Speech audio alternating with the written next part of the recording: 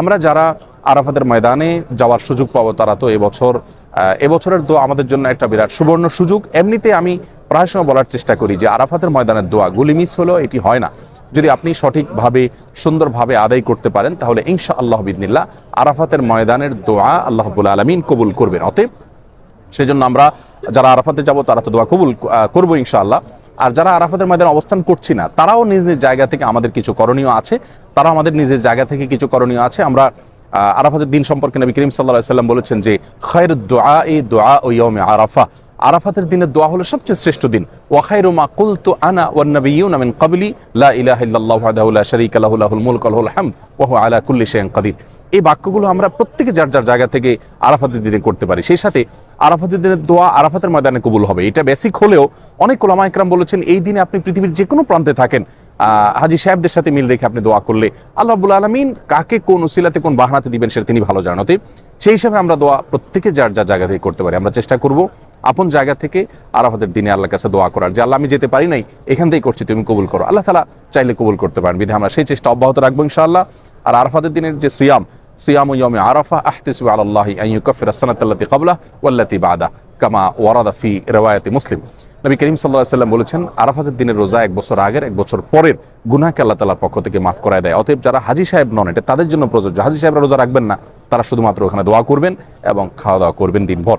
তো যারা হাজী সাহেব নন তারা এই দিনে দোয়া করবেন, আবার নফল সিয়াম রাখবেন, আবার ওই যে উত্তম দোয়া লা ইলাহা ইল্লাল্লাহু ওয়াহদাহু লা শারীকা লাহু লাহুল মুলকু ওয়া লাহুল হামদু ওয়া হুয়া আলা কুল্লি শাইইন কাদির, উত্তম জিকির, এই জিকিরটা বেশি বেশি করে পাঠ করবেন আরাফাতের দিনে।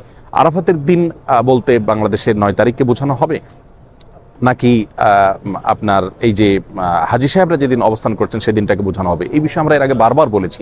আমরা পৃথিবীর যে যে প্রান্তে থাকি কেউ যেন এই দিনটাতে দোয়া কোনোভাবে আমরা মিস করবো না। আল্লাহ তাআলা আমাদের সবাইকে সেই তৌফিক দান করুন, আমরা যেন পরিপূর্ণভাবে এর হক আদায় করতে পারি।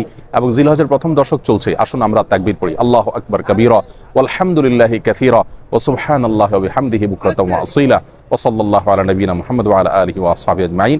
আল্লাহু আকবার লা ইলাহা ইল্লাল্লাহ আল্লাহু আকবার ওয়ালিল্লাহিল হামদ। এই তাকবীর আমরা খুব বেশি বেশি করে পড়তে থাকি, বেশি বেশি করে বাসা বাড়িতে রাস্তাঘাটে বাজারে যেখানে যাই অধিক পরিমাণে তাকবীর। ফাকফিরু ফিহিন্না মিনাত তাকবীরি ওয়াত তাহলিল ওয়াত তাহমিদ। নবী আলাইহিস সালাম বলেছেন এই দিনগুলোতে বেশি বেশি তাকবীর তাহলিল তাহমিদ পাঠ করা, আল্লাহর জিকির করা ইবাদতের দ্বিতীয় বৃহত্তম মৌসুম, রমজানের পর সবচেয়ে বড় মৌসুম ইবাদতের। অতএব এই মৌসুমের প্রতিটি সেকেন্ডকে প্রতিটি মুহূর্তকে আমরা কাজে লাগাবার চেষ্টা করি। আলহামদুলিল্লাহ, আল্লাহ তাআলা আমাদের সবাইকে সেই তৌফিক দান করুন। আমি প্রত্যেকটা দোয়া কবুলের জায়গায় দোয়া করি, ইনশাআল্লাহ এবারও করব, আপনারা আমাদের জন্য দোয়া করবেন ইনশাআল্লাহ বিইذনিল্লাহ। আবারও বলছি এবার আরাফাতের দিনটা কোনোভাবে যাতে মিস না হয়, আল্লাহ রাব্বুল আলামিন আমাদের সবাইকে তৌফিক দান করুন। আমরা এই দোয়া অব্যাহত থাকবো ইনশাআল্লাহ। বাংলাদেশে এখন গভীর রাত হলেও এখানে এখনো মাগরিবের আজান হয় নাই, একটু পরে মাগরিবের আজান সম্প্রচার হবে ইনশাআল্লাহ। আজানও আপনারা শুনতে পাবেন এবং লাইভ আজানের জবাব দিয়ে আজানের জবাব দেওয়ার যে বিপুল ফজিলত সেটা ইনশাআল্লাহ আমরা আদায় করে নিতে পারবো। আর জিলহজের প্রথম দশকের গুরুত্বপূর্ণ দিনগুলো চলে যাচ্ছে, আসুন দিন এবং রাত প্রত্যেকটা মুহূর্তের কদর করার চেষ্টা করি। আল্লাহ তাআলা কোরআন কারীমে শপথ করেছেন ওয়াল ফাজরি ওয়া লায়ালিন আশ, ফজরের শপথ, সকালের শপথ এবং 10টি রাতের শপথ। এই 10টি রাত বলতে জিলহজের প্রথম 10 রাতকে বোঝানো হয়েছে। ওয়াশফাই ওয়াল ওয়াতর, রমজানের শেষ দশকে বেজর রাতের বিশেষ ফজিলত আছে, আর এখানে আল্লাহ তাআলা জোর বেজর সবগুলো শপথ করেছেন। ওয়াশফাই ওয়াল ওয়াতর, জিলহজের প্রথম দশক, আশারে জিলহজ্জা, এই দিনগুলোতে আমরা তাকবীর তাহলিল তাহমিদ, সাধারণ ইবাদত বন্দেগী, দান সাদাকা, কোরআন তেলাওয়াত, তারপরে ইস্তেগফার, তারপরে গুনাহ থেকে বেঁচে থাকা, এই বিষয়গুলোতে খুব বিশেষভাবে আমরা যত্নশীল হই। আল্লাহ তাআলা আমাদের সবাইকে সেই তৌফিক দান করুন। এবং আরাফাতের দিনের যে এই বছরের যে মানে বিশেষ করে যে সুযোগ তৈরি হয়েছে, এই সুযোগটা যেন আমরা কেউ হাতছাড়া না করি। আমরা প্রত্যেকটা মানুষ চেষ্টা করি আরাফাতের দিন এই বছর বিশেষভাবে দোয়ার জন্য মনোনিবেশ করতে। ঈদের আগ মুহূর্তে আমরা অনেক ব্যস্ত হয়ে পড়ি, কিন্তু আসুন প্লিজ আমাদের অন্য সমস্ত ব্যস্ততাকে সংকুচিত করে, আমরা অন্য সমস্ত ব্যস্ততাকে কমিয়ে এনে এবার আরাফাতের দিনটাতে খাসভাবে আল্লাহ তাআলার কাছে দোয়াতে মশগুল হই এবং দোয়া কবুলের যে শর্তগুলো আছে সেগুলো পূরণ করি।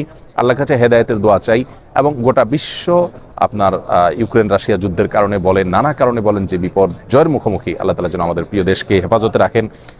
কিছুক্ষণ পরে আজান শুরু হবে, আমি আজান আচ্ছা মাশাআল্লাহ, কমেন্টে আপনারা অনেক মানুষ দোয়া চেয়েছেন। আমি একটা দোয়া এই মুহূর্তে, এখন দোয়া কবুলের মুহূর্ত, এখানে শেখ আব্দুল আজিজ মোহাম্মদ সাইফুল্লাহ ভাই আছেন, তিনি ক্যামেরা ধরেছেন আলহামদুলিল্লাহ, বিনয়ী মানুষ, সবসময় এরকম করেন। এখানে আরো ওলামা ইকরাম আছেন, আরো ভাইরা আছেন আলহামদুলিল্লাহ।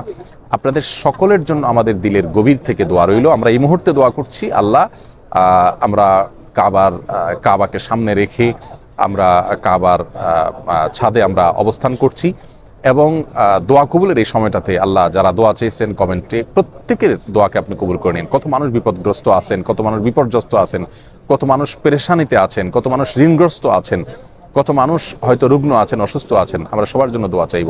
কমেন্টকারী যারা আছেন, যারা কমেন্ট করতে পারেন নাই কিন্তু দেখছেন, মনে প্রাণে দোয়া নিবেদন করছেন, আপনাদের কাছে জন্য আমরা দোয়া করি। আল্লাহ রাব্বুল আলামিন আপনাদের সবার দোয়াকে কবুল করেন, সবার দোয়াকে আল্লাহ তাআলা মঞ্জুর করেন। আমাদের সবাইকে আল্লাহ তাআলা জান্নাতুল ফিরদাউসের আঙ্গিনা, এখানে যেরকম দেখতে পাচ্ছেন সবাই আমরা একত্র হয়েছি, আসলে এই হারামের আঙ্গিনা একত্রিত হওয়ার যে আনন্দ, আল্লাহর শপথ করে বলছি পৃথিবীর অন্য কোনো কিছুর সাথে এই স্বাদকে, এই তৃপ্তিকে তুলনা করা যাবে না। পৃথিবীর বহু স্বাদ আস্বাদন করার সুযোগ আমাদের হয়েছে আলহামদুলিল্লাহ, কিন্তু এই কাবার আঙ্গিনায় হাজিরা দেওয়ার যে স্বাদ, এখানে সেজদা দেওয়ার যে স্বাদ, এখানে দোয়া করার যে স্বাদ, এখানে ইবাদতের যে স্বাদ, সেটা আসলে বর্ণনা করে বোঝানো কঠিন।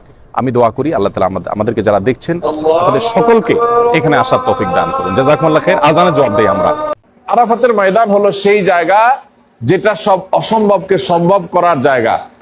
সাইয়্যিদুল ইস্তিগফার এর মানে হলো সবচেয়ে সেরা ইস্তিগফার। আল্লাহর কাছে ক্ষমা চাওয়ার যত দোয়া আছে এর মধ্যে সবচেয়ে শ্রেষ্ঠ দোয়া হলো সাইয়্যিদুল ইস্তিগফার। এই দোয়ার অর্থের মধ্যেও বেশ আজীব ধরনের এক আপনার আবেগ এবং অনুভূতি এখানে আছে, বোঝা যায়। আমরা সাইয়্যিদুল ইস্তিগফারের মধ্যে আল্লাহর কাছে যে দোয়াটা নিবেদন করি সেটা হলো আল্লাহুম্মা আনতা রাব্বি, যার অর্থ হলো আল্লাহুম্মা আনতা রাব্বি, হে আল্লাহ আপনি আমার রব। আল্লাহুম্মা আনতা রাব্বি মানে কি ভাই? আল্লাহ আপনি আমার রব, আপনি আমার পালনকর্তা। লা ইলাহা ইল্লা আনত, আপনি ছাড়া সত্যিকারের কোনো ইবাদতের উপযুক্ত নাই, কোনো ইলাহ নাই, কোনো মাবুদ নাই। খালাকতানি, আপনি আমাকে সৃষ্টি করেছেন। ওয়া আনা আবদুক, আমি আপনার গোলাম। ওয়া আনা আলা আহদিকা ওয়া ওয়া'দিকা মাসতাতা'তু, আমার যতটুকু সাধ্যে কুলিয়েছে আমি ততটুকু আপনার সঙ্গে কৃত ওয়াদা এবং অঙ্গীকার রক্ষা করার চেষ্টা করেছি। আমাদের সাথে রূহের জগতে আল্লাহর অঙ্গীকার নেওয়ার ব্যাপারটা হয়েছে, আল্লাহ আমাদের কাছ থেকে অঙ্গীকার নিয়েছেন। আল্লাহ বলেছেন আলাস্তু বিরাব্বিকুম, আল্লাহকে আমরা রব হিসাবে স্বীকারোক্তি দিয়ে সেদিন বলেছি বালা, হ্যাঁ আপনি আমাদের রব। তো আমরা সেই কথার ইঙ্গিত করে বলছি ওয়া আনা আলা আহদিকা ওয়া ওয়া'দিকা মাসতাতা'তু, আল্লাহ আমি যে আপনাকে রব হিসাবে স্বীকার করেছিলাম, যে স্বীকারোক্তি দিয়েছিলাম সেটার উপরে আমি যতটুকু সাধ্যে কুলায় ততটুকু থাকার চেষ্টা করছি। আউযু বিকা মিন শাররি মা সানাতু, আল্লাহ আমি যা পাপাচার করেছি, আমি যা অনাচার করেছি, আমি যে গুনাহ করেছি, আমার এই গুনাহের ক্ষতি থেকে, এই গুনাহের কারণে যে পরিণতি হতে পারে দুনিয়াতে এবং আখিরাতে, আল্লাহ সেটা থেকে আপনার কাছে পানাহ চাই। আমার কৃতকর্মের যে ফসল, আমার কৃতকর্মের যে করুণ পরিণতি, এটা যেন আমাকে স্পর্শ না করে। আউযু বিকা মিন শাররি মা সানাতু আবুউ লাকা বিনি'মাতিকা আলাইয়া, আল্লাহ আপনার বহু নেয়ামত আমার উপর আছে, সেটা আমি স্বীকারোক্তি দিই, সেটাকে আমি স্বীকার করি। ওয়া আবুউ লাকা বিযামবি, এবং আমার বহু পাপাচার হয়েছে সেটার কথাও আমি স্বীকার করি। ফাগফিরলি, অতএব আমাকে আপনি মাফ করে দিন। ফাইন্নাহু লা ইয়াগফিরুয যুনুবা ইল্লা আনত, কারণ আপনি ছাড়া কেউ গুনাহসমূহ মাফ করতে আর পারে না। ভাইরা আমার, এই সাইয়্যিদুল ইস্তিগফার এটা আমরা আল্লাহর কাছে বেশি বেশি করে নিবেদন করবো ইনশাআল্লাহ, এবং এগুলার অর্থ সহকারে এখন থেকে আমরা দেখে নিতে পারি, প্ল্যান করতে পারি যে আমরা কিভাবে দোয়া করব। দোয়ার জন্য আমরা দুপুরে বলতেছিলাম, দোয়ার জন্য সবচেয়ে গুরুত্বপূর্ণ বিষয় হলো হালাল উপার্জন থাকা, হালাল ভক্ষণ করা, হালাল কামাই থাকা, হালাল রুটি রুজি থাকা। এই জন্য দোয়া কবুলের জন্য প্রথম শর্ত হলো হারাম ত্যাগ করার জন্য সংকল্প করা। আগে যেগুলো হয়েছে সেগুলো থেকে বেরিয়ে এসে সলিড জীবন যাপন করা। বহু মানুষ আছে 5 ওয়াক্ত নামাজ পড়েন, নিয়মিত দান সাদাকা করেন, হজ উমরা করেন, জিকির আজকার করেন, তেলাওয়াত তাসবিহ করেন, কিন্তু নিজের কাজ কারবার, চাকরি বাকরি, ব্যবসা বাণিজ্য, এই জায়গাগুলোতে সত্যিকারের মুসলমানের পরিচয় দিতে পারেন না। এই মুসলমানের সংখ্যা সবচেয়ে বেশি। এজন্য এই বোঝাপড়াটা আল্লাহর সঙ্গে পরিষ্কার করার সবচেয়ে সুবর্ণ সুযোগ হলো এখানে যে আমি আমার সম্পদে, আমার আয় ইনকামে, আমার উপার্জনে এক চুল পরিমাণ, এক বিন্দু পরিমাণ সন্দেহের দানা প্রবেশ করার কোনো সুযোগ দেব না ইনশাআল্লাহ। এই প্রতিশ্রুতি যদি আল্লাহর সাথে করতে পারি, তাহলে আমাদের দোয়াগুলো আল্লাহর কাছে কবুল হওয়ার পথে সবচেয়ে বড় যে প্রাচীর, সবচেয়ে বড় যে বাধা, সবচেয়ে বড় ওয়াল যেটা দাঁড়িয়ে আছে, এটা ইনশাআল্লাহ উঠে যাবে। এজন্য আল্লাহর কাছে সবচেয়ে বড় চাওয়া হবে, আল্লাহ আপনি আমাদেরকে তাকওয়া দান করেন। একটা দোয়া নবী সাল্লাল্লাহু আলাইহি ওয়াসাল্লাম আল্লাহর কাছে করতেন, আল্লাহুম্মা আতি নাফসি তাকওয়াহা, আল্লাহুম্মা আতি নাফসি তাকওয়াহা। আল্লাহ আমাকে আপনি তাকওয়া দেন, আমার অন্তরটাকে, আমার কলবটাকে, আমার মনটাকে তাকওয়া দিয়ে পরিপূর্ণ করে দেন। ওয়াজাক্কিহা ওয়া আনতা খায়রু মান যাক্কাহা, আর আমাকে আপনি পবিত্র করে দেন আল্লাহ, আমাকে পরিচ্ছন্ন করে দেন, কারণ আমাকে পবিত্র করা এটা আপনি ছাড়া আর কেউ পারবে না। আপনি সবচেয়ে উত্তম পবিত্রকারী, আমার অন্তরটাকে পরিচ্ছন্ন করে দেন, দুনিয়ার মোহরটা ধুয়ে বসে সাফ করে দেন। পরিবারের জন্য দোয়া করবেন, রব্বানা হাব লানা মিন আজওয়াজিনা ওয়া যুররিয়াতিনা কুররাতা আয়ুন। আল্লাহ আমাকে, আমার পরিবারকে, আমার পরিবারের সদস্যদেরকে আপনি এমন করে দেন যেন তারা সবাই আমাদের চক্ষু শীতলকারী হয়ে যায়, নয়ন জুড়িয়ে যায়। ছেলেটা আমার নয়ন জুড়ায় দেয়, মেয়েটা আমার নয়ন জুড়ায় দেয়, স্ত্রী আমার নয়ন জুড়ায় দেয়, স্বামী আমার নয়ন জুড়ায় দেয়, আমার পরিবারের সদস্যরা আমার অন্তরকে শীতল করে দেয়, এরকম বানায় দেন। এবং ওয়াজআলনা লিল মুত্তাকিনা ইমামা, আমাদের পরিবারের সদস্যদের সবাইকে আপনি শুধু মুত্তাকি না, মুত্তাকিদের লিডারে পরিণত করে দেন, মুত্তাকিদের ইমাম বানিয়ে দেন। ভাইরা আমার, এই যে দোয়া, এই দোয়ার মধ্যে দেখেন আল্লাহ তাআলা কত দারুণ দোয়া আমাদেরকে শিখিয়েছেন।